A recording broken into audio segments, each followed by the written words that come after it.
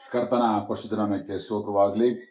ಮತ್ತೊಂದು ಆವರ್ತಿ ಒಟ್ಟಿಗೆ ಸೇರಿ ಕರ್ತನನ್ನು ಆರೈಸುವಂತ ಒಂದು ಭಾಗ್ಯವನ್ನು ಅನುಗ್ರಹಿಸಿಕೊಡುತ್ತಾ ರಕ್ಷಕನಾದ ಯೇಸು ಕ್ರಿಸ್ತನ ಸ್ತೋತ್ರ ಸಲ್ಲಿಸ್ತೇನೆ. ಮಾತ್ರವಲ್ಲದೆ ಈ ವಿಶೇಷವಾದ ಸಮಯದಲ್ಲಿ ಕೂಡ ಆತನ ಜೀವನ ವಾಕ್ಯವನ್ನು ಹಂಚುವಂತ ಕೃಪೆಯನ್ನು ಕೊಟ್ಟ ಕರ್ತನಿಗೆ ಮತ್ತು ಇಡೀ ಸಭೆಗೆ ನಾನು ಯೇಸು ಕ್ರಿಸ್ತನಲ್ಲಿ ನಾನು ವಂದನೆ ಸಲ್ಲಿಸುವಂತನಾಗಿದ್ದೇನೆ.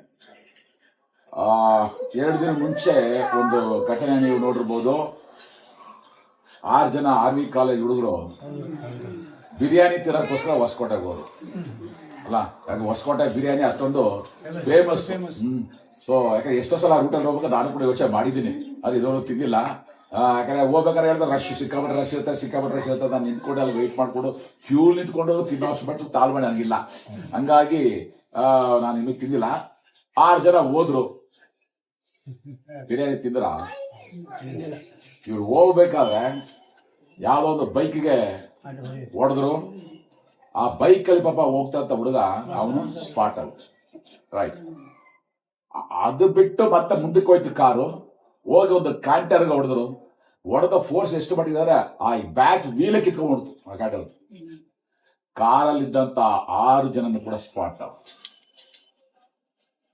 ಒಟ್ಟು 7 ಜನ ಸತ್.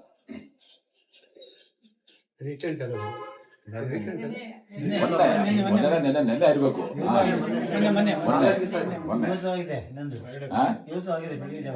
ನ್ಯೂಸ್ ಬಂದ್ಯಾ? ಸೊ ಪೇಪರ್ ಅಲ್ಲಿ ಟಿವಿ ಎಲ್ಲ ಬಂದಿದೆ ಅಲ್ಲ. ಆ ಬೈಕಲ್ಲಿ ಹೋಗ್ತಿದ್ದವನ್ನ ಹೊಡೆದು ಅವನ್ ಸ್ಪಾಟ್ ಔಟ್ ಆದ್ನಲ್ಲ, ಅವನ ಒಬ್ಬನೇ ಮಗ. ಅವನ ತಾಯಿ ಕುರುಡಿ. ಸ್ವಲ್ಪ ಆಲೋಚನೆ ಮಾಡಿ, ಅವ್ರ ತಾಯಿಯ ಹೃದಯ ಏನಾಗಿರ್ಬೋದು, ತಾಯಿಯ ಪರಿಸ್ಥಿತಿ ಏನಾಗಿದೆ.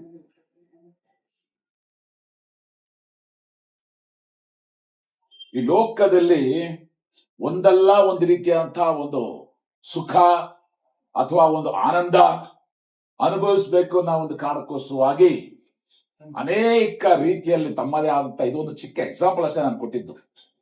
ಇನ್ನೂ ಕೆಲವರು ಯಾವ ಮಟ್ಟಕ್ಕೆ ಹೋಗ್ತಾ ಇರ್ತಾರೆ, ಡ್ರಗ್ ಅಡಿಕ್ಷನ್ಸ್ ಹೋಗುವಂತದ್ದು, ಕುಡುಗುತನಕ್ಕೆ ಹೋಗುವಂತದ್ದು, ಈ ರೀತಿಯಾಗಿ ಅನೇಕವಾದ ಮೋಹಗಳಿಗೆ ಒಟ್ಟಲ್ಲಿ ವಾಟ್ ಎಂಜಾಯ್. ಆದರೆ ಆ ನಿಜವಾದ ಒಂದು ಆನಂದ ಏನಂತಾನೆ ಅನೇಕರಿಗೆ ಗೊತ್ತಿಲ್ಲ. ಅದರದಲ್ಲೇ ಪ್ರೇರೆ ಇವತ್ತಿನ ನನ್ನ ಸಂದೇಶ, the joy of the lord, ಕ್ರಿಸ್ತನ ಒಂದು ಆನಂದ. ದೇವರ ಮಕ್ಕಳ ಅಂತ ನಾವುಗಳು ಕೂಡ ಸರಿಯಾಗಿ ನಾವು ಅರ್ಥ ಮಾಡಿಕೊಳ್ಳದೆ ಲೋಕದವರ ಹಾಗೆ ಆ ರೀತಿಯಲ್ಲಿ ಹೋಗಿ ನಾನು ಆನಂದ ಕಂಡುಕೊಂಡಿದ್ದೀನಿ, ಈ ರೀತಿಯಲ್ಲಿ ಹೋಗಿ ನಾನು ಆನಂದ ಕಂಡುಕೊತೀನಿ ಅಂತ ಹೋದ್ರೆ ಖಂಡಿತವಾಗಿ ಕೂಡ ಕಂಡುಕೊಳ್ಳೋದಕ್ಕೆ ಸಾಧ್ಯತೆ ಇಲ್ಲ. ಆದ್ರದಲ್ಲೇ ಈ ಸಂದೇಶ ಬಹಳ ಗಂಭೀರವಾದ ರೀತಿಯಲ್ಲಿ ನಾವು ಆಲೋಚನೆ ಮಾಡಬೇಕಾಗಿದೆ. ದೇವರು ನಮಗೆ ಸ್ತೋತ್ರ ಪುಲ್ಪಿಟ್ ಸಿಕ್ಕಿದೆ ನನಗೆ. ಪ್ರತಿ ಸಲ ಯೋಚನೆ ಮಾಡ್ತಾ ಇದ್ದೆ, ಇವತ್ತು ಬರಬೇಕು ಕೂಡ ಇಬ್ರು ಅದನ್ನೇ ಮಾತಾಡ್ತಿದ್ದೋ, ಒಂದು ಪುಲ್ಪಿಟ್ ಬೇಕಲ್ಲ ಬರೋದ ಅನ್ಕೊಂಡು ಬಂದ ತಕ್ಷಣ ನೋಡ್ತಾ ಖುಷಿ ಆಗೋಯ್ತು ನನಗೆ. ಇರ್ಲಿ, ಯಾಕಂದ್ರೆ so that I can be free, ಕೈ ಕಾಲೆಲ್ಲ ಫ್ರೀ ಆಗಿ ನನಗೆ ಮಾತಾಡೋಕ್ಕೆ ಬಹಳ ಈಸಿ ಆಗ್ತದೆ. ನೆಹೆಮೀಯನ ಪುಸ್ತಕ 12ನೇ ಅಧ್ಯಾಯ 43ನೇ ವಾಕ್ಯ. Book of Nehemiah chapter 12 verse 43.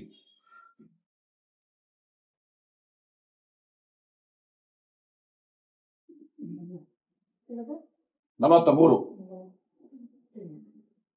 12:43. Nehemiah, book of Nehemiah. ಒಂದೇ ವಾಕ್ಯ ದೇವರು ನಮಗೆ ವಿಶೇಷ ಆನಂದವನ್ನು ಉಂಟು ಮಾಡಿದ್ರಿಂದ ಜನರು ಆ ದಿನದಲ್ಲಿ ಅನೇಕ ಯಜ್ಞಗಳನ್ನು ನಮಗೆ ವಿಶೇಷ ಆನಂದವನ್ನ ಅನುಗ್ರಹಿಸಿದ್ರಿಂದ ಜನರು ಏನ್ ಮಾಡಿದಂತ ಅವತ್ತು ವಿಶೇಷ ಯಜ್ಞಗಳನ್ನ ಸಮರ್ಪಣೆ ಮಾಡಿದರು. ಓಕೆ, ಆಮೇಲೆ ತಮ್ಮ ಹೆಂಡತಿ ಮಕ್ಕಳೊಡನೆ ಮಹೋತ್ಸವ ಮಾಡಿದ್ರು, ಯಜ್ಞವನ್ನ ಸಮರ್ಪಣೆ ಮಾಡಿದ್ರು, ಮಹೋತ್ಸವ ಮಾಡಿದ್ರು. ಆಮೇಲೆ ಅಲ್ಲಿರ್ತಕ್ಕಂಥ ಯೆರೂಸಲೇಮಿನ ಉತ್ಸಾಹ ಧ್ವನಿ ದೂರದವರೆಗೂ ಕೇಳ್ತು. ಬಹುಶಃ ದೈಟಿಂಗ್ ನಿದ್ರೆ ಮಾಡಲ್ಲ, ಅಷ್ಟು ಧ್ವನಿ ಬರುತ್ತೆ. ಕೇಳಿಸ್ಕೊಂಡ್ರಿ ಇವತ್ತು ರಾತ್ರಿ. ಒಟ್ಟಲ್ಲಿ ಬೈಕ್ ಹಾಕೊಂಡು ಇಡೀ ರಾತ್ರಿ ಜಾಗರಣೆ ಮಾಡ್ಕೊಂಡು ಬೇರೆಯವ್ರ ನಿದ್ರನ್ನು ಕೆಡಿಸಿ. ಆದ್ರೆ ಇವ್ರದ್ದು ಉತ್ಸಾಹ ಆ ರೀತಿ ಆಗಿರ್ಲಿಲ್ಲ, ನಿಜವಾದ ಒಂದು ಉತ್ಸಾಹವೇ ಆಗಿತ್ತು. ನೆಹೆಮೀಯನ ಪುಸ್ತಕ 1-7 ಅಧ್ಯಾಯಗಳು ನಾವು ನೋಡುವಾಗ ಆ ಒಂದು ದೇವಾಲಯ ಮತ್ತೆ ಪೌಲಿ ಗೋಡೆಯನ್ನ ಕಟ್ಟುವಂತ ಕಾರ್ಯಗಳಲ್ಲಿ ನಾವು ನೋಡುವಂತರಾಗಿದ್ದಾರೆ. ಜೆರುಬ್ಬಾಬೆಲನು ಬಂದ, ಎಜ್ರನು ಬಂದ, ದೇವಾಲಯವನ್ನ ಕಟ್ಟಿದ್ರು. ಅನಂತರದಲ್ಲಿ ನೆಹೆಮೀಯ ಬಂದ, ಆತನು ಪೌಲಿ ಗೋಡೆಯನ್ನ ಕಟ್ಟಿದ. ಈಗ 150 ವರ್ಷ ಪಾಳು ಬಿದ್ದಂತ ಯೆರೂಸಲೇಮಿನ ಗೋಡೆ ಕೇವಲ 52 ದಿನಗಳಲ್ಲಿ ಕಟ್ಟಲ್ಪಟ್ಟಿತ್ತು.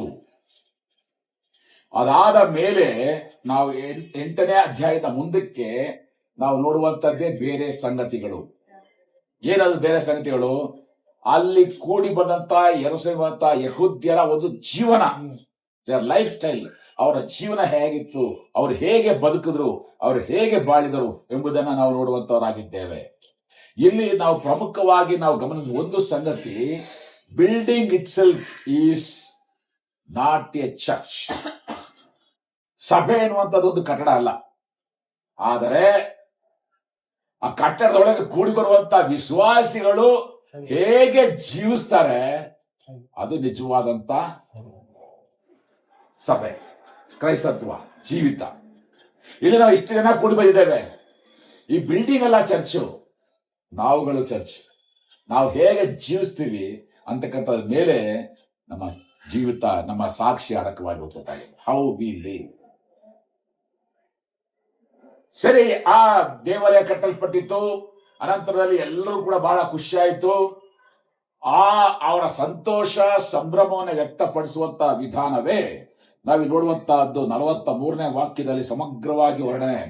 ದೇವರು ತಮಗೆ ವಿಶೇಷ ಆನಂದವನ್ನು ಉಂಟು ಮಾಡಿದ್ದರಿಂದ ಜನರು ಆ ದಿನದಲ್ಲಿ ಅನೇಕ ಯಜ್ಞಗಳನ್ನು ಮಹೋತ್ಸವ ಮಾಡಿದರು, ತಮ್ಮ ಹೆಂಡತಿ ಮಕ್ಕಳೊಡನೆ ಮಹೋತ್ಸವ ಮಾಡಿದರು. ಯೆರೂಸಲೇಮಿನ ಉತ್ಸಾಹದ ಧ್ವನಿಯನ್ನು ಬಹು ದೂರದವರೆಗೂ ಕೇಳಿಸಿತು ಎಂಬುದಾಗಿ ನೋಡುವಂತವರಾಗಿದೆ.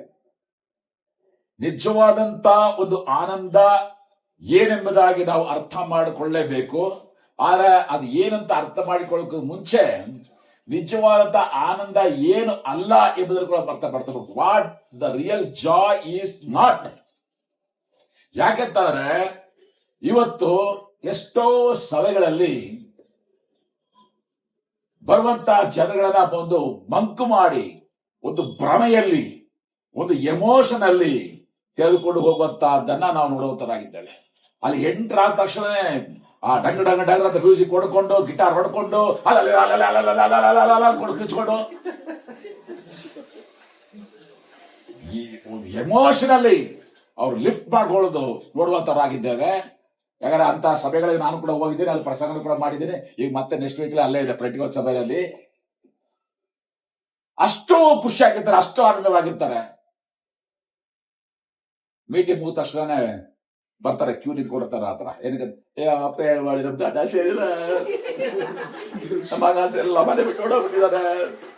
ಇಲ್ಲಿದ್ದಕ್ಕೆ ಅಲ್ಲೇ ಅಲ್ಲೇ ಅಲ್ಲೇ ಹತ್ತಿದ್ದವಳು ಈಗ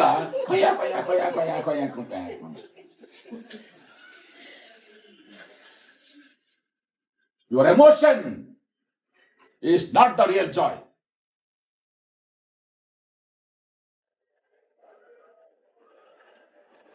ನಿನಗೆ ಅಧಿಕಾರ ಇರ್ಬೋದು,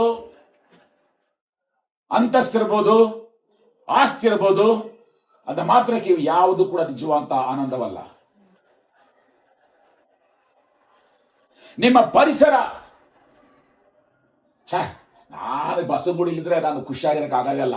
ನಾನು ಸ್ವಿಟ್ಜರ್ಲ್ಯಾಂಡ್ಗೆ ಹೋಗ್ತೀನಿ, ನಾನು ಕಾಶ್ಮೀರ್ಗೆ ಹೋಗ್ತೀನಿ, ನಾನು ಆಸ್ಟ್ರೇಲಿಯಾಗೆ ಹೋಗ್ತೀನಿ, ಕ್ಯಾಲಿಫೋರ್ನಿಯಾಗೆ ಹೋಗ್ತೀನಿ. ಹೋಗ್ರಿ, ದೇವ್ರ ನಮ್ಮ ಸ್ತೋತ್ರ. ಆದ್ರೆ ನೀವು ಓದ ಮಾತ್ರಕ್ಕೆ your place will not determine your joy. ಎಲ್ಲೇ ಹೋದ್ರೂ ಕೂಡ ನೀವು ಇರುವಂತ ಸ್ಥಳ ನಿಜವಾದಂತ ಒಂದು ಆನಂದವನ್ನ ಅದು ಸೂಚಿಸೋದು ಅಲ್ಲ.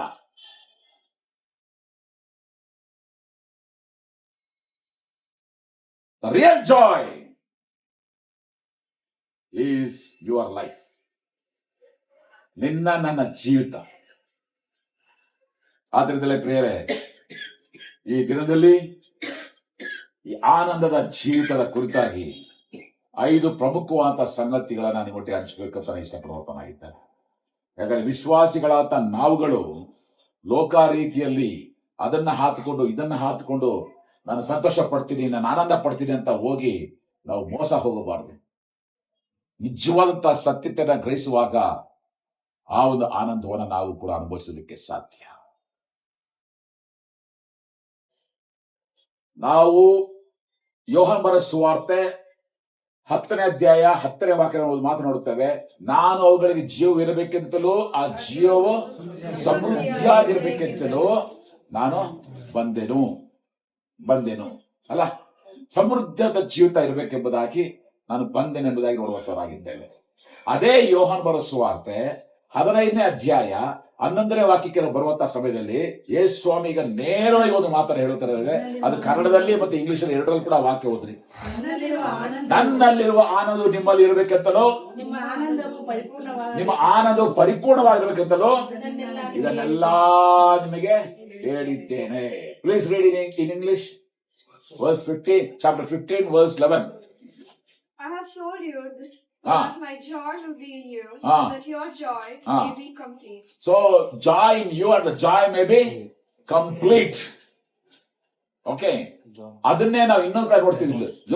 ನಾವು ಫಿಲಿಪ್ಪಿ ಬರೆದ ಪತ್ರಿಕೆ 4ನೇ ಅಧ್ಯಾಯ 4ನೇ ವಾಕ್ಯದಲ್ಲಿ ಅದನ್ನು ಓದಲೇಬೇಡಿ, ಎಲ್ಲರೂ ಗೊತ್ತಿದೆ, ಆಡ್ತಾ ಇರತ್ತೆ, ಯಾವಾಗಲೂ ಕರ್ತನಲ್ಲಿ ಸಂತೋಷಿರಿ, ಸಂತೋಷ ಪಡ್ರಿ ಎಂದಾಗ ತಿರುಗಿ rejoice in the lord and it again I say rejoice ಅಲ್ಲ.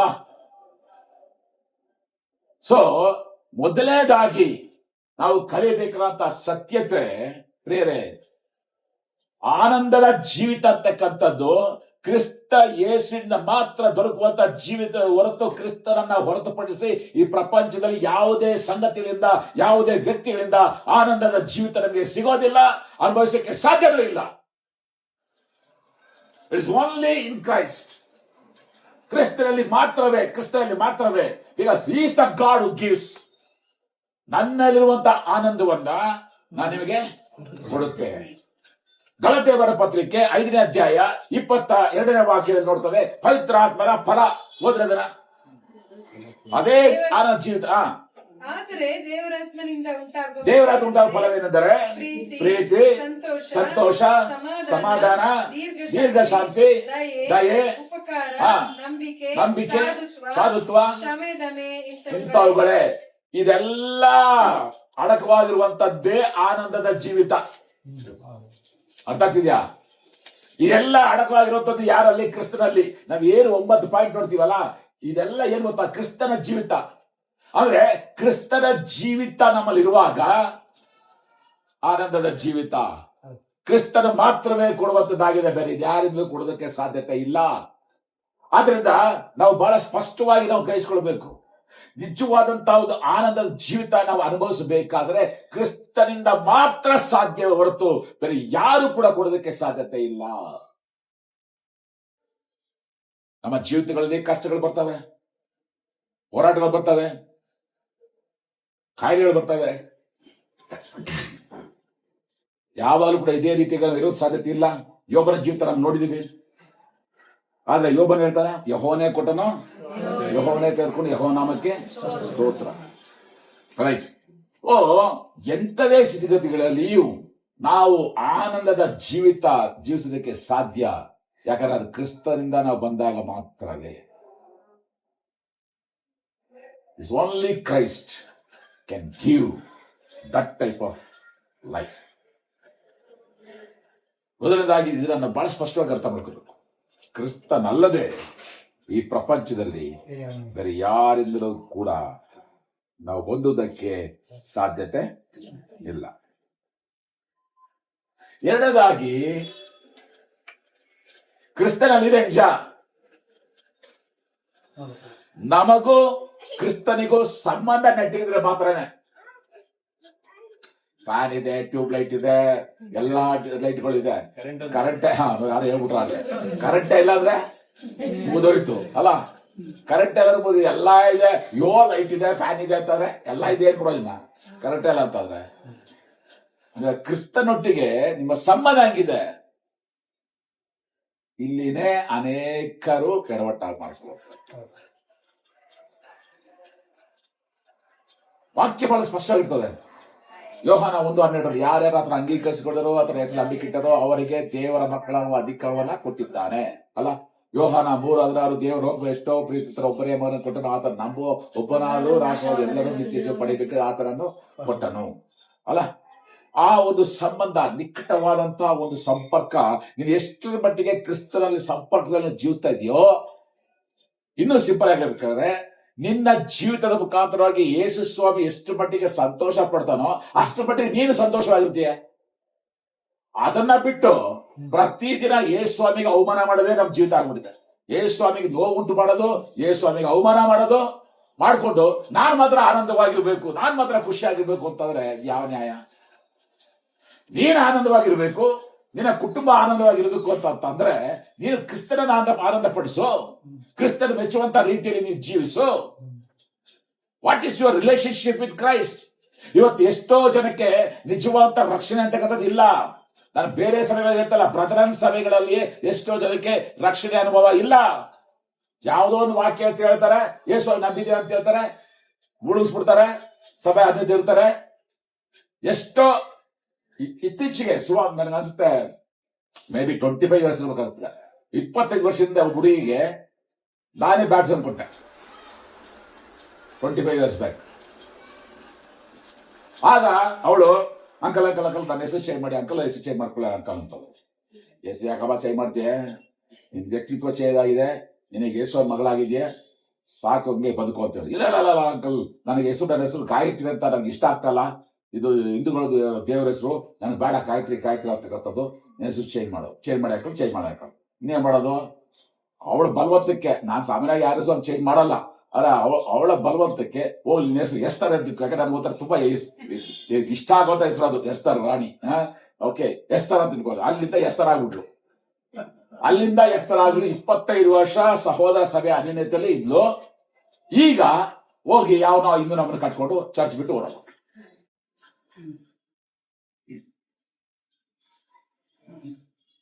ಏನಾಯ್ತು? 25 ವರ್ಷದ ಜೀವಿತ ಬೇರೆ ಎಲ್ಲೂ ನಾನು ಹೇಳ್ತಲ್ಲ, ನಮ್ಮ ಇದೇ ಕುರುಬರಲ್ಲಿ ಆಗಿರೋದು.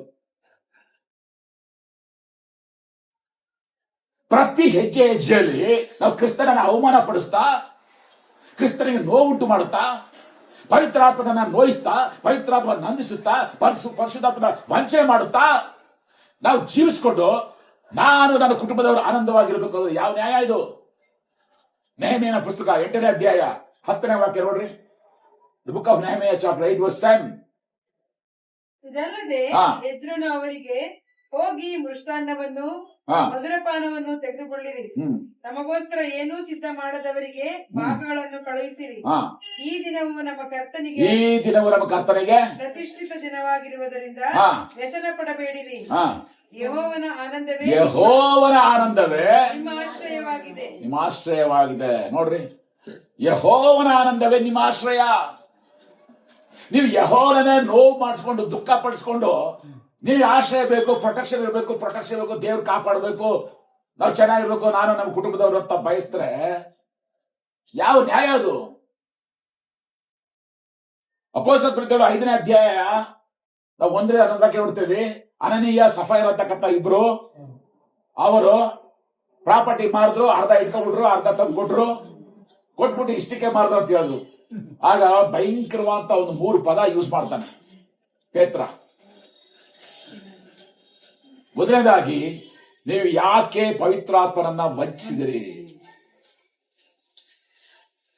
ಎರಡನೇದಾಗಿ, ನೀವು ಯಾಕೆ ಪವಿತ್ರಾತ್ಮನಿಗೆ ಸುಳ್ಳು ಹೇಳಿದಿರಾ? ನೀವು ಸುಳ್ಳು ಹೇಳಿದ್ದು ಮನುಷ್ಯರಲ್ಲ, ಪವಿತ್ರಾತ್ಮನಿಗೆ ಯಾಕೆ ನೀವು ಸುಳ್ಳು ಹೇಳಿದಿರಾ? ಮೂರನೇದಾಗಿ, ನೀವು ಯಾಕೆ ಪವಿತ್ರಾತ್ಮನ ಪರೀಕ್ಷಿಸಿದಿರಾ? Why did you test? ಈ 3 ಮಾತಿಗೆ ಅಲ್ಲೇ ಬಿದ್ರು, ಅಲ್ಲೇ ಸತ್ರು. ಯಾಕೆ? ಸಂಬಂಧ ಸರಿಯಾಗಿಲ್ಲ. ನಾವು ನಿಜವಾದಂತ ಒಂದು ಆನಂದ ನಮಗೆ ಬೇಕಾದ್ರೆ it is only through the proper relationship with Christ. ಈ ಯೇಸು ಕ್ರಿಸ್ತನಿನ ಜೀವಿತದಲ್ಲಿ ಏನಾಗಿದ್ದಾನೆ, ಈ ಯೇಸು ಕ್ರಿಸ್ತ ನಿನಗೂ ಸಂಬಂಧ ಹೇಗಿದೆ, ನೀನು ನಿಜವಾಗಿ ಕೂಡ ಯೋಗ್ಯವಂತ ರೀತಿಯಲ್ಲಿ, ಆತರ ಮೆಚ್ಚುವಂತ ರೀತಿಯಲ್ಲಿ ನನ್ನ ಸಂಬಂಧ ಇರೋದಾದ್ರೆ, ಆತರ ವಾಕ್ಯಕ್ಕೆ ನೀನು ವಿಧೇಯನಾಗಿ ದೇವರಾತ್ಮಿಗೆ ಒಳಪಟ್ಟು ಕರ್ತನ ಮೆಚ್ಚುವಂತ ರೀತಿಯಲ್ಲಿ ನಾವು ಜೀವಿಸ್ತಾ ಇದ್ರೆ, ಖಂಡಿತವಾಗಿ ಕೂಡ ನಮ್ಮ ಜೀವಿತದ ಕುಟುಂಬದಲ್ಲಿ ನಮ್ಮ ಸಭೆಯಲ್ಲಿ ಆನಂದ ಇದ್ದೇ ಇರ್ತದೆ.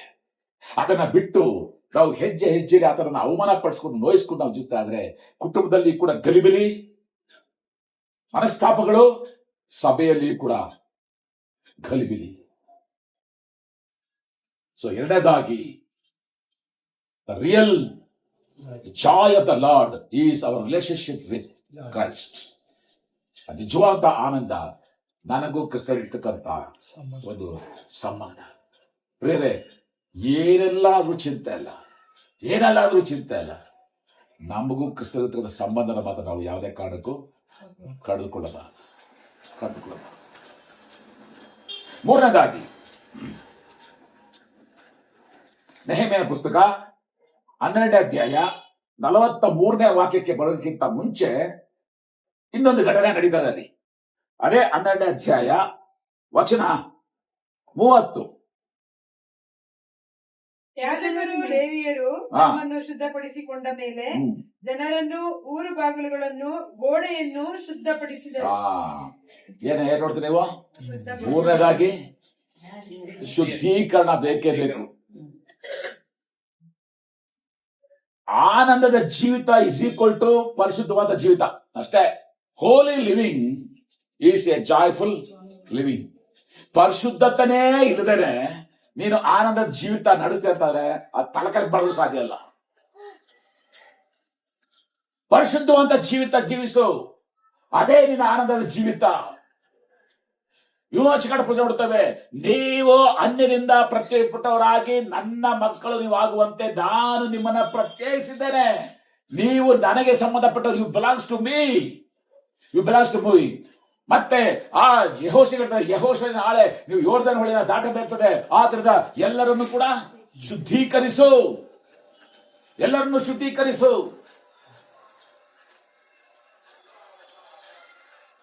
ಪೇತ್ರನ ಮೊದಲನೇ ಪತ್ರಿಕೆ ಬರ್ತೀವಿ, 1ನೇ ಅಧ್ಯಾಯ 18-19 ವಾಕ್ಯ. ನೀವು ಬಿಡುಗಡೆ ಆಗಿದ್ದು ಬೆಳ್ಳಿ ಬಂಗಾರದಿಂದ ಅಲ್ಲ, ನೀವು ಬಿಡುಗಡೆ ಹೋದ ಹೋರಿಗಳ ರಕ್ತದಿಂದ ಅಲ್ಲ, ನಿಷ್ಕಳಂಕವಾದ ಪರಿಶುದ್ಧವಾದ ದೇವರ ರಕ್ತದೆಂಬುದಾಗಿ ನಾವು ನೋಡುವಂತವರಾಗಿದ್ದೇವೆ. ಮತ್ತೆ ಮುಂದೆ ನೋಡುವಂತ ಮಾತು ಅದೇ 1 ಪೇತ್ರ 1ನೇ ಅಧ್ಯಾಯ 15-16 ವಾಕ್ಯದಲ್ಲಿ, ನಾನು ಪರಿಶುದ್ಧರಾಗಿರೋ ಪ್ರಕಾರ ನೀವು ನಿಮ್ಮ ಎಲ್ಲಾ ನಡವಳಿಕೆಯಲ್ಲಿ ಪರಿಶುದ್ಧರಾಗಿರ್ರಿ. ಎಲ್ಲಾ ನಡವಳಿಕೆ, ದಯವಿಟ್ಟು ಅದರ ಪದ ನೋಡ್ರಲ್ಲಿ. ಬರೀ 90 ಅಲ್ಲ, 99% ಅಲ್ಲ. ನಾನು ಪರಿಶುದ್ಧರಾದ ಪ್ರಕಾರ ನೀವು, ಇದೆಯಾ ವಾಕ್ಯ, ನೀವು ನಿಮ್ಮನ್ನು ಕರೆದಾತನು ಪರಿಶುದ್ಧನಾಗಿರುವ ಪ್ರಕಾರ ನೀವು ವಿಧೇಯರಿಗೆ ತಕ್ಕಂತೆ ನಿಮ್ಮ ಎಲ್ಲಾ ಪದ ನೋಡ್ರಿ, ನಿಮ್ಮ ಎಲ್ಲಾ ನಡವಳಿಕೆ. ನಾನು ಲಾಸ್ಟ್ ಟೈಮ್ ಬದಲು ಆದ್ರೆ ಹೇಳಿದ್ರೆ ರೋಡ್ ಅಪ್ ಮಾಡ್ಕೊಳ್ಳೋದಂತ. ಎಲ್ಲಾ ನಡವಳಿಕೆಯಲ್ಲಿ ಪರಿಶುದ್ಧರಾಗಿರ್ಬೇಕು. ಸ್ವಲ್ಪ ಉಳಿದ್ರು ಉಳಿನೇ, ಜಾಸ್ತಿ ಉಳಿದ್ರು ಉಳಿನೇ. ಸ್ವಲ್ಪ ಟಿಕ್ಟೊಟ್ಟಿದ್ರು ಟಿಕ್ಟೊಟ್ಟಿನೇ, ಜಾಸ್ತಿ ಟಿಕ್ಟೊಟ್ಟಿದ್ರು ಟಿಕ್ಟೊಟ್ಟಿನೇ. ವಿಷನೇ. ಆದ್ರೆ ಎಲ್ಲಾ ನಡವಳಿಕೆಯಲ್ಲಿ ಪರಿಶುದ್ಧರಾಗಿ ಇರಬೇಕು. ಮತ್ತೆ ನಾವು ನೋಡ್ತೇವೆ, ಅದೇ ಇಬ್ರಿಯರ ಪತ್ರಿಕೆ 12ನೇ ಅಧ್ಯಾಯ 14 ವಾಕ್ಯ, ಎಲ್ಲರ ಸಂಗಡ ಸಮಾಧಾನಕ್ಕೂ ಪರಿಶುದ್ಧತೆಯನ್ನ ಹೊಂದುವುದಕ್ಕೂ ಪ್ರಯಾಸ ಪಡ್ರಿ. Hebrews chapter 8 verse 9-11 ಓದ್ರಿ. ಈ ಒಡಂಬಡಿಕೆಯು ನಾನು ಇವರ ಪಿತೃಗಳನ್ನು ಕೈಹಿಡಿದು ಐಗುಪ್ತ ದೇಶದೊಳಗಿಂದ ಕರಕೊಂಡು ಬಂದ ಕಾಲದಲ್ಲಿ ಅವರ ಸಂಗಡ ಮಾಡಿಕೊಂಡ ಒಡಂಬಡಿಕೆ ಅಂತದಲ್ಲ. ಅವರು ನನ್ನ ಒಡಂಬಡಿಕೆಯಲ್ಲಿ ಸ್ಥಿರವಾಗಿ ನಿಲ್ಲಲಿಲ್ಲವಾದುದರಿಂದ.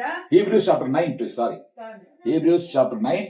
ಈ ಒಡಂಬಡಿಕೆಯು ನಾನು ಇವರ ಪಿತೃಗಳನ್ನು ಕೈಹಿಡಿದು ಐಗುಪ್ತ ದೇಶದೊಳಗಿಂದ ಕರಕೊಂಡು ಬಂದ ಕಾಲದಲ್ಲಿ ಅಲ್ಲ, 9ನೇ ಅಧ್ಯಾಯ 11ನೇ ವಾಕ್ಯ.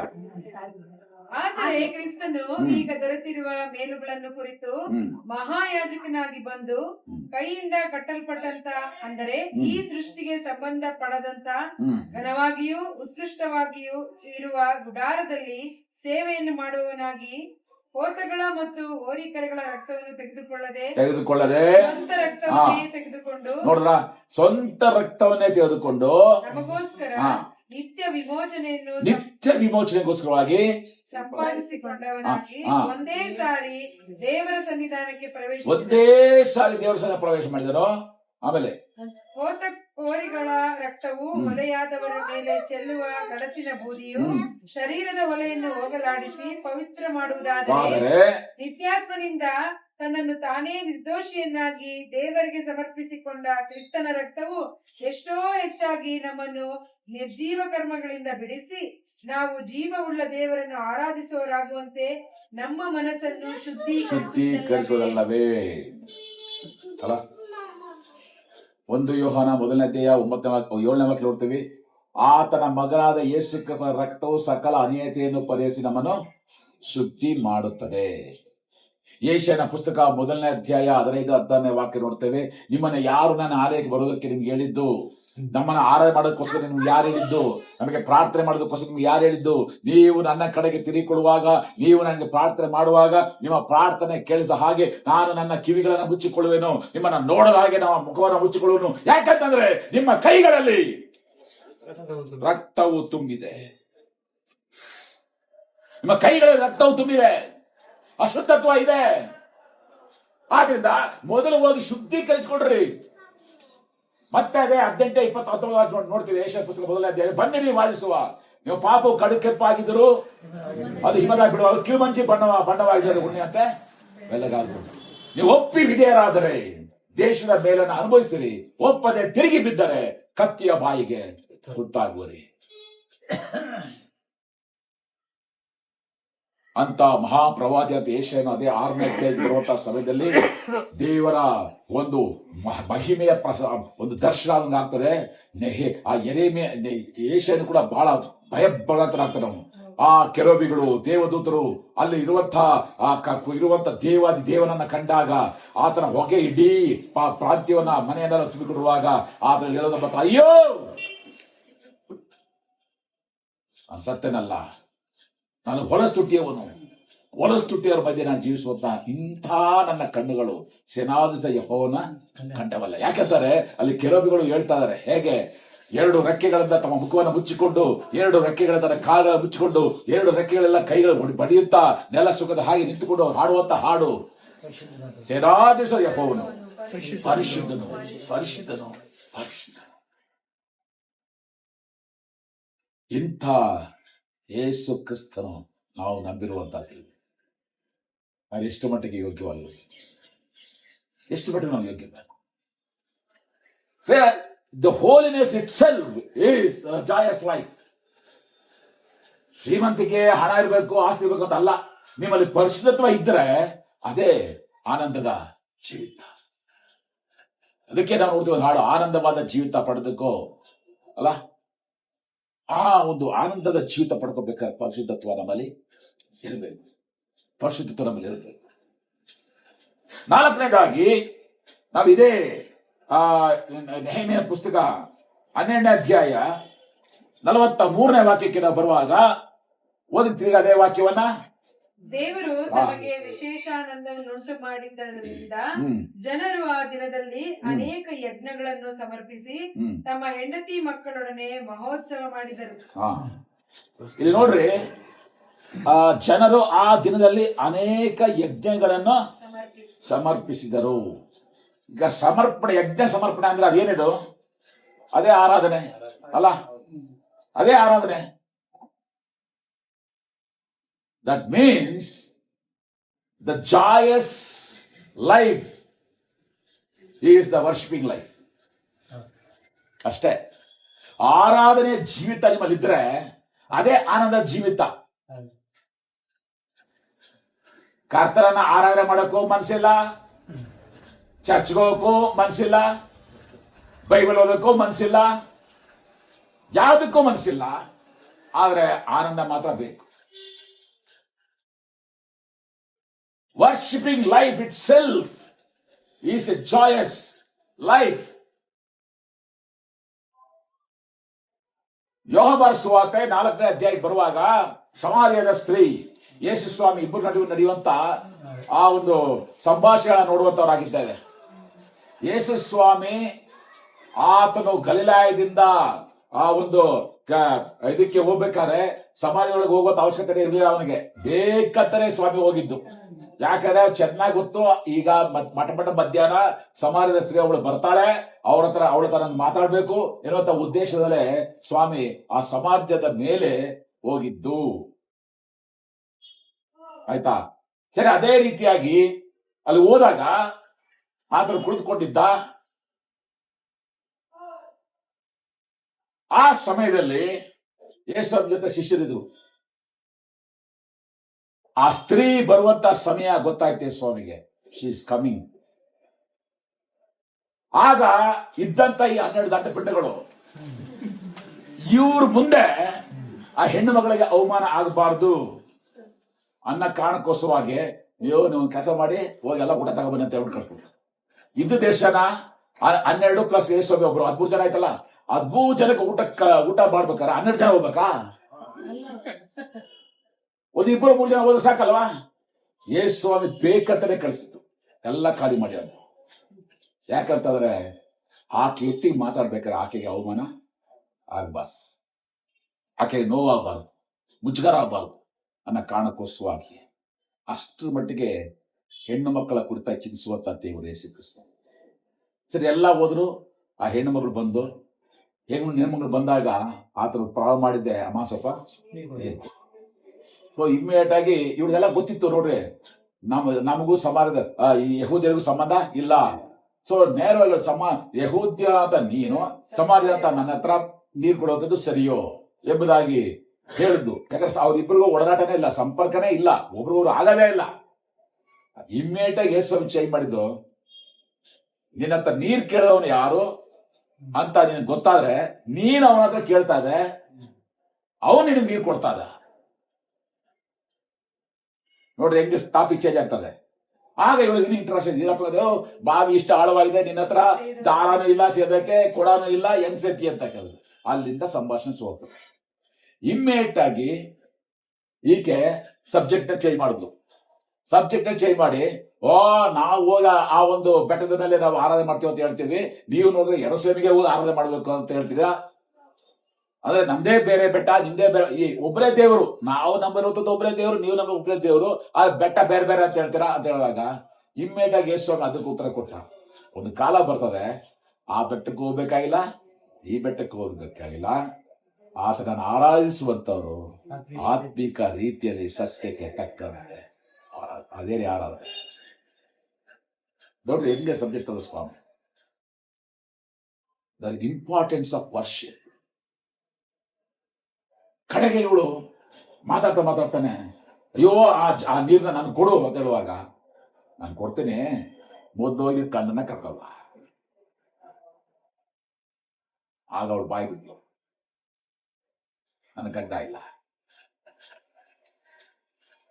ಅವಳು ತಪ್ಪಾಗಿ ನಡ್ಕೊಂಡಿದ್ದಾಳೆ ಅಂತ ಯೋಚನೆ ಮಾಡಕ್ ಹೋಗ್ಬೇಡಿ. ಅಲ್ಲಿ ಆ ಸಮಾಜದಲ್ಲಿ ಆ ಪದ್ಧತಿ ಇತ್ತು. ಆದ್ರೆ ಇಲ್ಲಿ ಬರೀ ಗಂಡಸು ಮಾತ್ರ ಪದ್ಧತಿ ಇದೆ, ಹೆಂಗಸು ಇಲ್ಲ. ಆದ್ರೆ ಅಲ್ಲಿ ಹೆಂಗಸು ಕೂಡ ಗಂಡ ಸತ್ತನಲ್ಲಿ ಇನ್ನೊಬ್ಬನ ಮದುವೆ ಆಗ್ಬೋದಾಗಿತ್ತು, ಅವನ ಸತ್ತ ಇನ್ನೊಬ್ಬನ ಮದುವೆ ಆಗ್ಬೋದಾಗಿತ್ತು. ಆ ಕ್ರಮ ಅಲ್ಲಿತ್ತು. ಸೊ ಇವಳೇನ್ ಮಾಡಿದ್ಲು, ಒಬ್ಬನ ಮದುವೆ ಆದ ಅವನ್ ಸತ್ತ, ಇನ್ನೊಬ್ಬನ ಮದುವೆ ಆದ ಅವನ್ ಸತ್ತ, ಇನ್ನೊಬ್ಬಳ ಮದುವೆ ಆದ ಅವನು ಸತ್ತ, 5 ಜನ ಮದುವೆ ಆದ ಎಲ್ಲ 5 ಜನ ಸತ್ತ ಬಿಟ್ರು. ಕಡೆಗೆ ಇವಳು ಯೋಚನೆ ಮಾಡಿದ್ಲು, ಈ ಅವ್ರ ಸಾವಿಗೂ ನನ್ನ ಮದುವೆಗೂ ಏನೋ ಸಂಬಂಧ ಇದೆ. ಹಾಗಾದ್ರೆ ನನ್ನ ಮದುವೆ ಆದ್ರೆ ಮದುವೆ ಆದ ಗಂಡನೆಲ್ಲ ಸತ್ತಾಗ್ಬಿಡ್ತಾರೆ, ಅದಕ್ಕೆ ಏನ್ ಮಾಡ್ತೀನಿ, ನಾನು ಮದುವೆನೇ ಆಗದೆ ಬದುಕ್ತೇವೆ, ಇನ್ನೊಬ್ಬ ಒಬ್ಬನ ಹತ್ರ ವಿತೌಟ್ ಮ್ಯಾರೇಜ್ ಮದುವೆನೇ ಆಗದೆ ಸಂಬಂಧ ಮಾಡ್ತಾರ. ಅದನ್ನು ಕೂಡ ಹೇಳ, ನನ್ಗೆ ಗೊತ್ತು ನೀನು ಯಾರ ಜೊತೆ ಇದೆಯೋ ಅವನ ಜೊತೆ ನೀನು ಮದುವೆ ಆಗಿಲ್ಲ.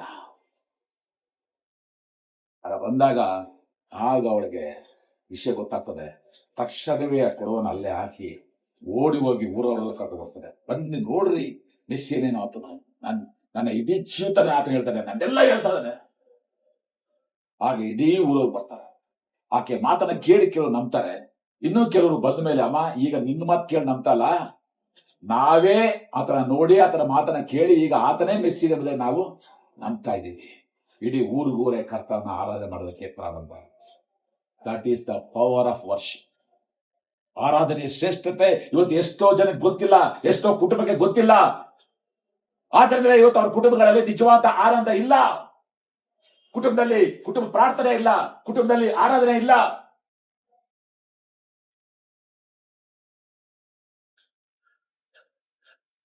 ಲಾಸ್ಟ್ ಟೈಮ್ ಕೂಡ ನಿಮ್ಗೆ ಹೇಳಿದ್ದೇನೆ, ಒಬ್ಬ ಡಾಕ್ಟರ್ ನಮ್ಮ ಚರ್ಚ್ನಲ್ಲಿ, ಆಕೆ MBBS ಮಾಡಿದ್ಲು, ಪೀಡಿಯಾಟ್ರಿಷಿಯನ್ ಆಗಿದ್ಲು, ಕಡೆಗೆ IAS ಪಾಸ್ ಮಾಡಿದ್ಲು. ಆದ್ರೆ ಅವಳ ಮದುವೆಯಲ್ಲಿ ಒಂದು ಕಡೆ ಕೂಡ ಪ್ರಾರ್ಥನೆ ಇಲ್ಲ, ಒಂದು ಕಡೆ ಒಂದು ಆರಾಧನೆ ಇಲ್ಲ, ಒಂದು ಕಡೆ ಬೈಬಲ್ ಇಲ್ಲ, ಒಂದು ಕಡೆ ಯೇಸುವಿನ ಹೆಸರು ಇಲ್ಲ. ಆಗ ಇಮ್ಮಿಡಿಯೇಟ್ ಆಗಿ ನಾನು ಅವ್ರ ಅಪ್ಪನಿಗೆ ನಾನು ಮೆಸೇಜ್ ಕಳಿಸಿದೆ, ನಮ್ಮ ಸಭೆಗೆ ನೀವು ಬರಬೇಡಿ, there is no entry for you and your wife and your doctor, ಬರಬೇಡಿ. ಬಿಕಾಸ್ ಅವ್ರ ಇಡೀ ಅವ್ರದ್ದು ಅಲ್ಲಿ ಮದುವೆನಲ್ಲಿ ಯಾವ ತರ ಪ್ರೆಸೆಂಟ್ ಮಾಡೋದು ಅಂತಾರೆ ಎಲ್ಲ ನಮ್ಮ ಪ್ರಯತ್ನ, ನಮ್ಮ ಶಕ್ತಿ, ನಾವು ಓದ್ದೋ. ಆದ್ರೆ ಇಲ್ಲಿ ನಮಗೆ ಹೇಳಿದೇನೋ, ಪ್ರೇಯರ್ ಮಾಡ್ರಿ, ಪ್ರೇಯರ್ ಮಾಡ್ರಿ, ಪ್ರೇಯರ್ ಮಾಡ್ರಿ, ಪ್ರೇಯರ್ ಮಾಡ್ರಿ. ಅಲ್ಲಿ ಯೇಸು ಸ್ವಾಮಿ ಹೆಸರೇ ಇಲ್ಲ. ಪ್ರೇರೆ, ಇವತ್ತು ಎಷ್ಟೋ ಕುಟುಂಬಗಳಲ್ಲಿ ಈ ದರಿದ್ರತೆ, ಅಸಮಾಧಾನ, ವೇದನೆಗಳು, ಗಲಿಬಿಲಿಗಳು, ಗೊಂದಲ, ಗಂಡ ಹೆಂಡತಿ ಮತ್ತೆ ಅಸಮಾಧಾನಗಳು. ಯಾಕೆ ಅಂತಂದ್ರೆ ಅವರು ಕರ್ತನಿಗೆ ಕೊಡ್ಬೇಕಂತ ಸ್ಥಾನವನ್ನ ಕೊಟ್ಟಿಲ್ಲ, ಕರ್ತನನ್ನ ನಿಜವಾಗಿಯೂ ಆರಾಧನೆ ಮಾಡ್ತಾ ಇಲ್ಲ, ಕರ್ತನನ್ನ ಮಹಿಮೆ ಪಡಿಸ್ತಾ ಇಲ್ಲ. ಅದರ ನಿಮಿತ್ತವಾಗಿಯೇ ಇವತ್ತು ಎಷ್ಟೋ ಕುಟುಂಬಗಳಲ್ಲಿ ನಿಜವಾದ ಆನಂದದ ಜೀವಿತ ಇಲ್ಲ. ವರ್ಷಿಪ್. ಮತ್ತೆ ಕೊನೆಯದಾಗಿ ಅದೇ 43ನೇ ಅಧ್ಯಾಯ 3ನೇ ವಾಕ್ಯ, ಲಾಸ್ಟ್ ಪಾರ್ಟ್ ನೋಡ್ರಿ, ಏನಂತಿದೆ ಅಲ್ಲಿ? ಉತ್ಸವದ ಹರ್ಷಧ್ವನಿಯು ಬಹು ದೂರದವರೆಗೂ ಕೇಳಿಸುತ್ತಿತ್ತು. ಏನದು? ಅದೇ ಸಾಕ್ಷಿ. ಇಲ್ಲಿ ಹಾಡುವಂತ ಹಾಡು ಎಷ್ಟೋ ದೂರ ಕೇಳ್ತಾರೆ. ಏನರ್ಥ? ಅಲ್ಲಿ ಕ್ರಿಶ್ಚಿಯನ್ಸ್ ಇದ್ದಾರಪ್ಪ, ಅವ್ರು ಆಡ್ತಾ ಇದಾರೆ. ಇಲ್ಲಿ ಕ್ರಿಶ್ಚಿಯನ್ಸ್ ಮಧ್ಯಾಹ್ನದಲ್ಲ, ಮಠ ಮಧ್ಯಾಹ್ನದಲ್ಲಿ ಅವರೆಲ್ಲ ಸೇರಿ ಅವ್ರು ಹಾಡ್ತಾ ಇದಾರೆ. ಅರ್ಥ ಆಗ್ತಿದೆ? ಆದ್ರೆ people are identifying, people are recognising. ಪ್ರೇರೆ, ಈ ಸಾಕ್ಷಿ ಅಂತಂದ್ರೆ ನಾವು ನಮ್ಮ ಬಗ್ಗೆ ಏನ್ ಹೇಳ್ಬೋದು ಅದಲ್ಲ ರೀ ಸಾಕ್ಷಿ. ಆಯ್ತಾ? ಸಭೆಯಲ್ಲಿ ಅದನ್ನೇ ನಾವು ನೋಡೋದು. ಎಷ್ಟೋ ಸಲ ಬಂದು ಸಾಕ್ಷಿ ಕೊಡ್ರಿ, ಸಾಕ್ಷಿ ಕೊಡ್ರಿ ಅಂತಂದ್ರೆ ಏನ್ ಅವ್ರುಗಳು ಹೇಳ್ಕೊಡ್ರಿ ಕಥೆಗಳು. ಯಾವ ನಿಜವಾದ ಸಾಕ್ಷಿ ಯಾವುದು? ಅನ್ಯರು ನಿಮ್ಮ ಕುರಿತಾಗಿ ಹೇಳ್ತಾರಲ್ಲ, ಅದು ನಿಜವಾದ ಸಾಕ್ಷಿ. ಅನ್ಯರು ನಮ್ಮ ದೇವರ ಬಗ್ಗೆ ಹೇಳ್ತಾರಲ್ಲ, ಅದು ನಿಜವಾದ ಸಾಕ್ಷಿ. ಶದ್ರಕ್, ಮೇಷಕ್, ಅಬೇದ್ನೆಗೋರ ದೇವರೇ ನಿಜವಾದ ದೇವರು. ಯಾರು ಹೇಳ್ತಾ ಇರುವಂತದ್ದು? ನೆಬೂಕದ್ನೆಚ್ಚರನು. ಇವನ ದೇವರ ವಿರುದ್ಧ ಯಾರು ಕೂಡ ಏನು ಮಾತಾಡಬಾರದು. ಒಂದು ವೇಳೆ ಇವರ ದೇವರ ವಿರುದ್ಧ ಯಾರು ಮಾತಾಡಿದ್ರೆ ಅವರ ಕುಟುಂಬನ ತಿಪ್ಪೆಯನ್ನ ಮಾಡ್ರಿ ಅಂತ ಆರ್ಡರ್ ಹಾಕ್ತಾನೆ. ದಾರಿಯ ವೇಷನು, ದಾನಿಯೇಲನ ದೇವರೇ ನಿಜವಾದ ದೇವರು. ಯಾರು? ಒಬ್ಬ ಅನ್ಯನಾದ ರಾಜ ಗುರುತಿಸ್ತಾ ಇದ್ದಾನೆ, ನಿನ್ನ ದೇವರೇ ನಿಜವಾದ ದೇವರೆಂಬುದಾಗಿ.